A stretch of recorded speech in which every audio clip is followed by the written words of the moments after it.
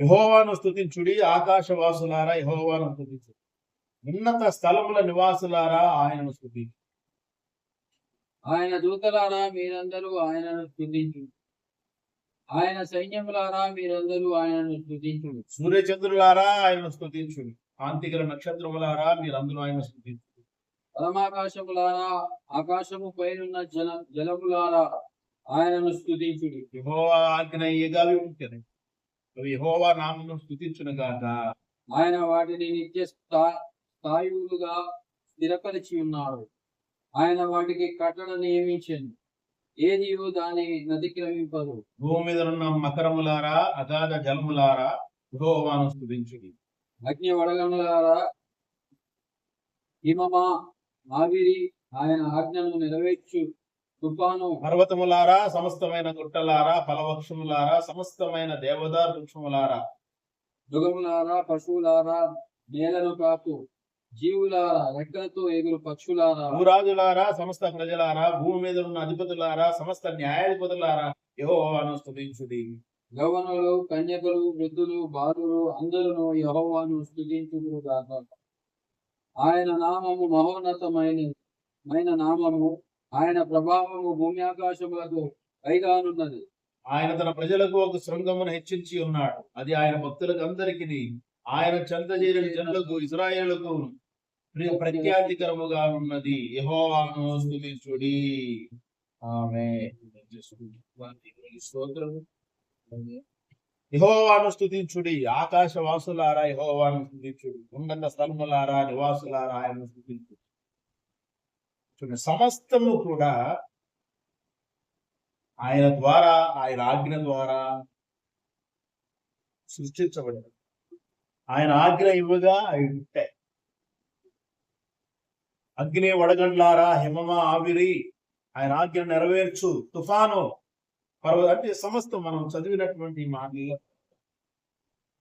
ఆకాశ సైన్యము, సూర్యచంద్ర నక్షత్రాలు, పరమాకాశములు. చూడండి ఏంటంటే పరమాకాశాలు అంటే ఈ ఆకాశము కాకుండా ఇంకా అనేకమైన ఆకాశాలు ఉన్నాయి. ఆకాశము పైన ఉన్న జలములారా, జలములు ఉన్నాయి ఆకాశము పైన. ఎవరికి అర్థం కాదు. ఈ ఆకాశములోనే వీళ్ళందరూ చూస్తున్నారు. శాస్త్రవేత్తలంతా ఈ ఆకాశంలోనే ఉన్నారు. ఈ ఆకాశంలోనే అనేకమైనవి ఉన్నాయి.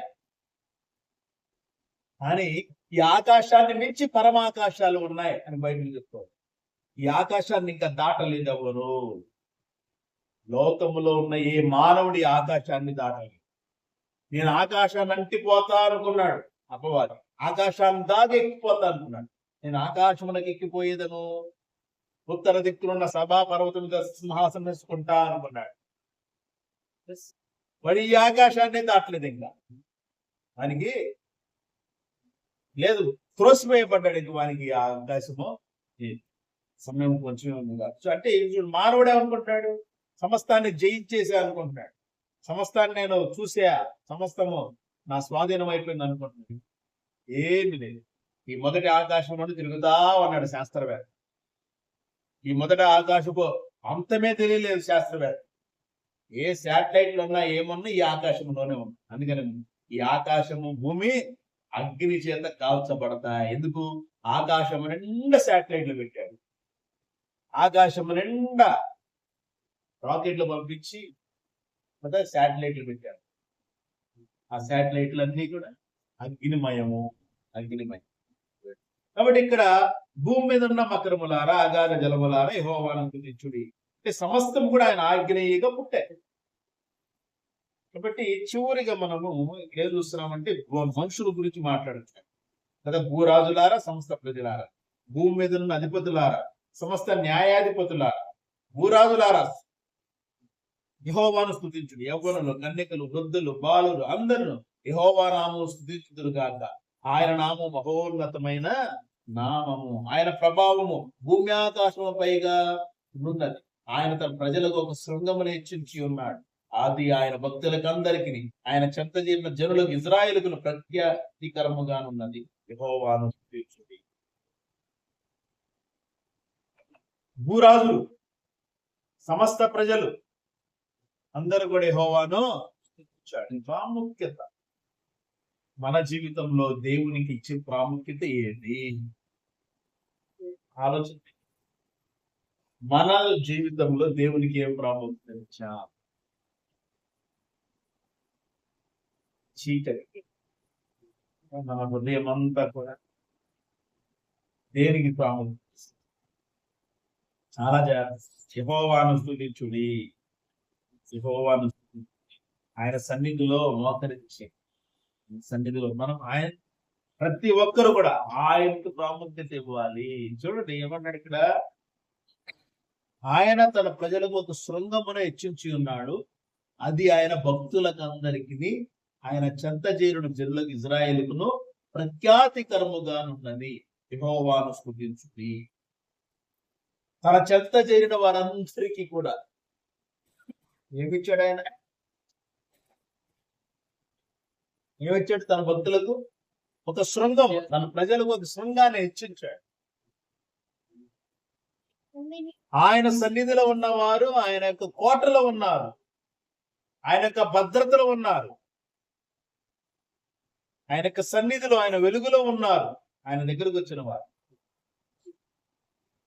ఇదే మనం కోరుకోవాలి. ఆయన స్తుతించాలి, కీర్తించాలి, గణపరచాలి.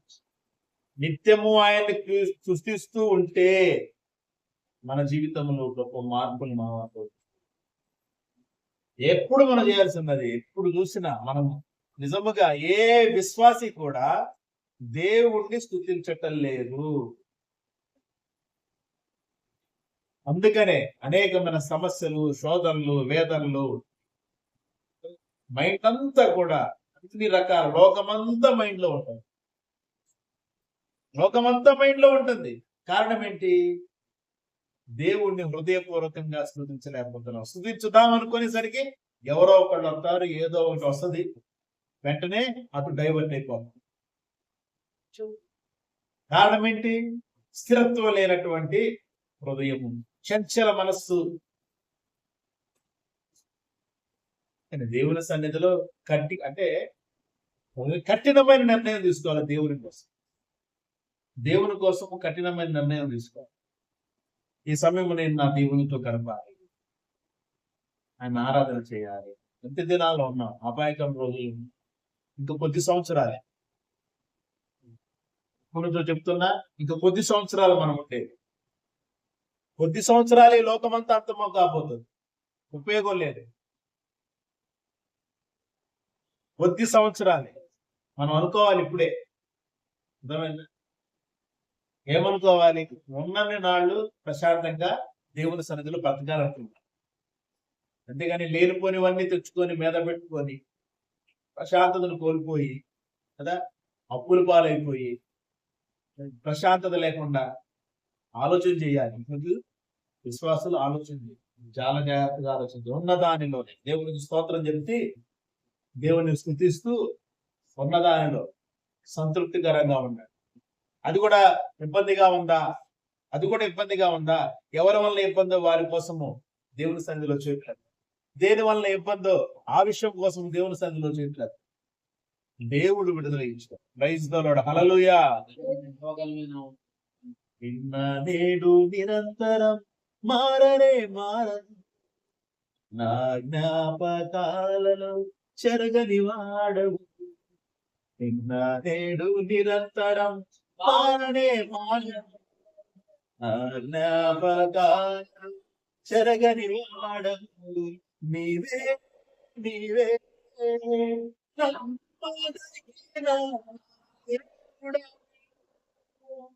నీవు నా పక్షమై నిలిచే,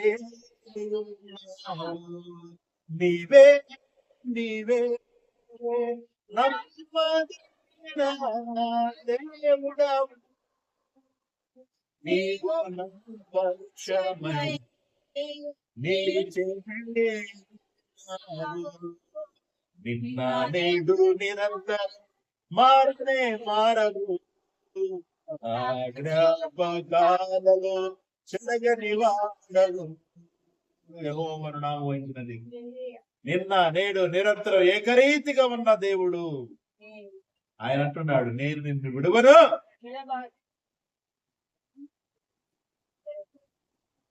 అందుకని ఆయన స్తుతించాలి. ఆకాశవాసులారా, భూజనులారా, ప్రజలారా, ఆ రాజులారా, భూరాజులారా, సమస్త ప్రజలారా, యెహోవాను స్తుతించుడి. తన భక్తులకందరికీ ఆయన ఒక శృంగమును హెచ్చించాడు. తన చెంత చేరిన ఇశ్రాయేలులకు ఆయన ఒక శృంగాన్ని ఇచ్చాడు. తన చెత్త చేరిన మన వారందరికీ. ఇప్పుడు ఇజ్రాయేల్ ఎవరు? ఇజ్రాయేలు? అబ్రహాము సంతానాన్ని బట్టి, విశ్వాసాన్ని బట్టి మనము ఇజ్రాయేలు జనాంగం. ఇజ్రాయేలు జనాంగము శారీరకమైన ఇజ్రాయేల్ జాతి కాదు, మనం ఆత్మ సంబంధమైన ఇజ్రాయేల్ జాతి. అంటే దేవుడైన యెహోవాను ఆరాధన చేసే, ఆత్మీయమైన దేవుని ఆరాధన చేసే జాతి ఆత్మీయమైన ఇజ్రాయేల్. అంటే దేవునితో పోరాడువాడు. మనుషులతో పోరాడు, దేవునితో పోరాడాలి. ప్రభువును ఆశీర్వదించు. చాలా జాగ్రత్తగా జీవించుదాం. అంత్య దినాల్లో ఉన్నాం. అపాయకరమైన రోజులు. ఆయన స్తుతించాలి, కీర్తించాలి. దాంట్లో సమస్యలు, శోధనలు, వేదనలు అన్నీ ఉంటాయి. ఏ మనిషికి లేకుండా ఉండవు. ఎవరు దేనిలోనికి వెళ్ళి శోధింపబడతారో దాన్ని బట్టి. కొంతమంది ఏమీ తెలియకపోయినా, అంటే వాళ్ళ ప్రమేయం లేకపోయినా జైలు పాలు అయ్యేవాళ్ళు. అయ్యో నేనేం చేయలేదు అయినా. అలాగ అనేక మంది తనకు సంబంధం లేకపోయి, కొంతమంది కావాలని వెళ్ళి జైలు పాలవు. అందుకనే ప్రభు అన్నాడు, మీరు శోధనలోనికి ప్రవేశించకుండా ఉండడానికి. ఊరికి వెళ్ళలేదమ్మా. ప్రభువుకి తెలుసండి మనిషి గురించి. మరి ఆయనకి తెలియకపోతే? ఆయనకి తెలియదు. ఆయన మామూలు ఆయన చెప్పే మాటలు ఎవరికి అర్థం కావు. కారణం ఏంటి అంటే ఆయన చెప్పేదంతా కూడా ఆత్మీయమైనటువంటి వాటిని మనం జాగ్రత్తగా తీసుకుంటే మన జీవితం బాగుంటుంది. మనమే తీసుకోవట్లేదు. ఆయన ఎంత చెబుతాడులే అంటాము. మనం ఏం చేస్తున్నాము? శోధనలోకి వెళ్ళిపోతాం. అయిపోయిన తర్వాత అయ్యో నేను తప్పు చేశానే అని బాధ. అంత ఇప్పటికైనా ప్రభు పాదాల దగ్గర కూర్చు. రోజంతా కూర్చోలేకపోతున్నా, నాకు రావట్లేదు, కుదరట్లేదు అని మనకి ఎన్ని చెప్పుకోవడం. ప్రైజ్ ది లార్డ్, హల్లెలూయా. ఇవన్నీ మనం చెప్పకూడదు. మనకు తగదవి ఆ మాట.